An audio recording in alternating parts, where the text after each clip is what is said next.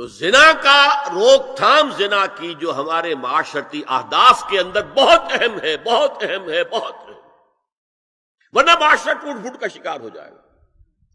میاں بیوی میں اعتماد نہیں ہے، بے اعتمادی کی فضا میں اولاد جو پلے گی اس کی منفی نفسیات ہوں گی، کبھی مثبت نفسیات نہیں ہو سکتی۔ اور کوئی عورت سفر نہ کرے جب تک کہ اس کے ساتھ محرم موجود نہ ہو۔ ادرک ذالک لا محال، اللہ تعالیٰ نے ہر انسان کا زنا میں ایک حصہ لکھ دیا ہے جو اس کو پہنچ کر رہے گا۔ فزنا العین النظر، آنکھوں کا زنا ہے نامحرم عورت کو دیکھنا، یہ بھی زنا ہے۔ اگر زنا کو روکنا ہے تو یہاں پر بھی قدغن لگے گی۔ ایک جگہ آیا ہے حدیث میں النظر سہم، یہ تیر ہے، یہ نظر جو ہے نگاہوں کے تیر، یہ تو آپ شاعری کے اندر بھی اور گانوں کے اندر بھی نگاہوں کے تیر سنتے ہیں کہ نہیں سنتے؟ النظر سہم، یہ تیر ہے۔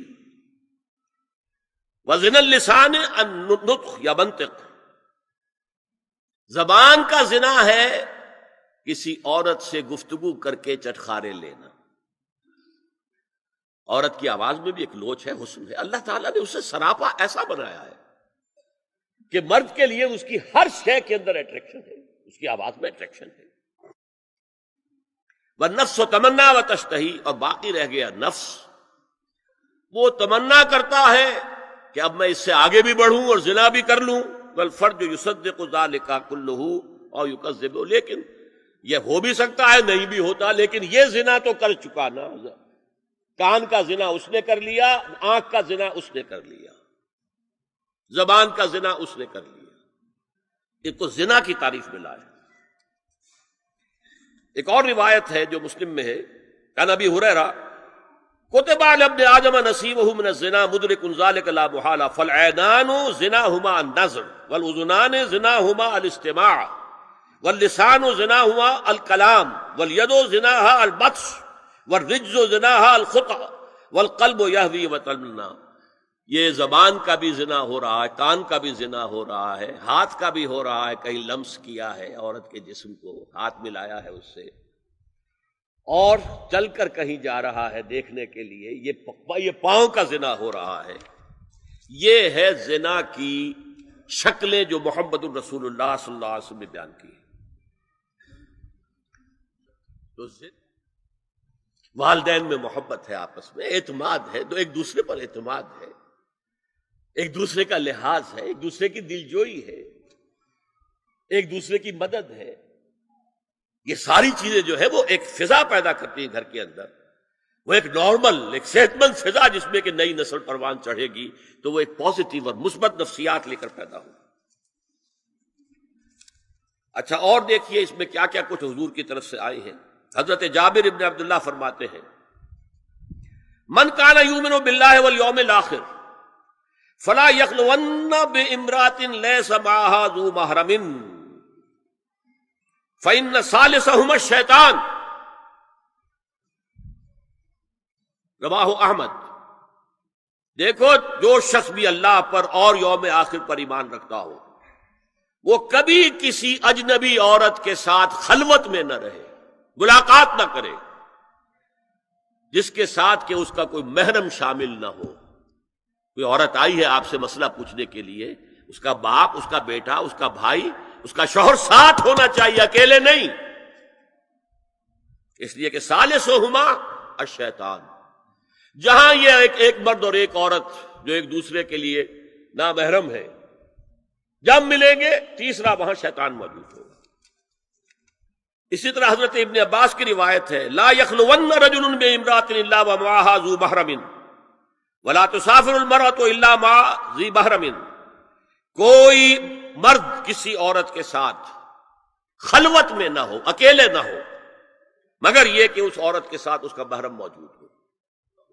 اور اب آئیے چھٹی بات، اسلام میں جو اصلاح کی گئی ہے مختلف میدانوں میں، اس کے دو اصول ہیں۔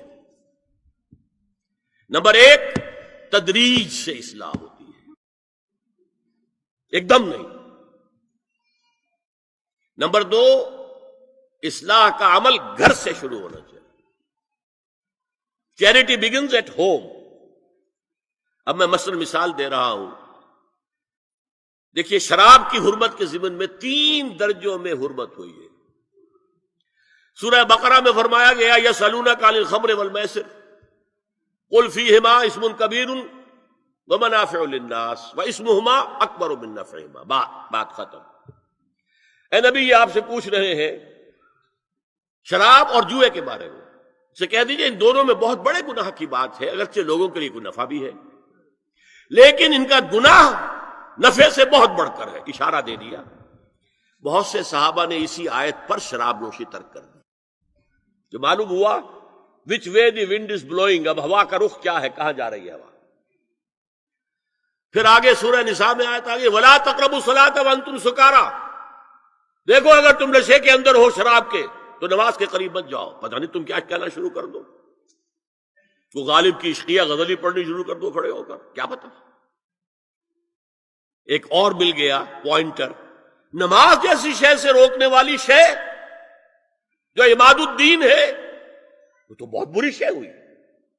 بہت سے لوگوں نے اس کے بعد چھوڑ دی. پھر آخری آیت آئی ہے یا ایھا الذین آمنوا انما الخمر والمیسر والانصاب والازلام رجس من عمل الشیطان. یہ شیطانی اعمال ہیں، گندگی کے اعمال ہیں. فاجتنبوہ لعلکم تفلحون. تو ان سے بچو، اجتناب کرو تاکہ تم فلاح پاؤ. انما یرید الشیطان ان یوقع بینکم العداوۃ والبغضاء فی الخمر والمیسر. یہ شیطان یہ چاہتا ہے کہ شراب اور جوئے کے ذریعے سے تمہارے مابین دشمنی پیدا کر دے. شراب میں آدمی لڑ پڑا، جوئے کے اندر بھی ہارتا ہارتا ہارتا آخر کھڑا ہو جاتا، مار پیٹ کے اوپر تیار، ہلاک کرتا.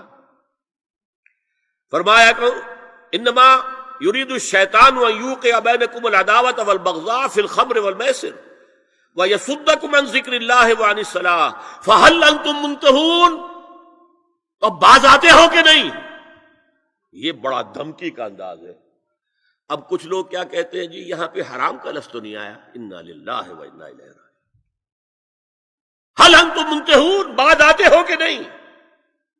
اس سے زیادہ روکنے کا کوئی معاملہ ہو سکتا ہے؟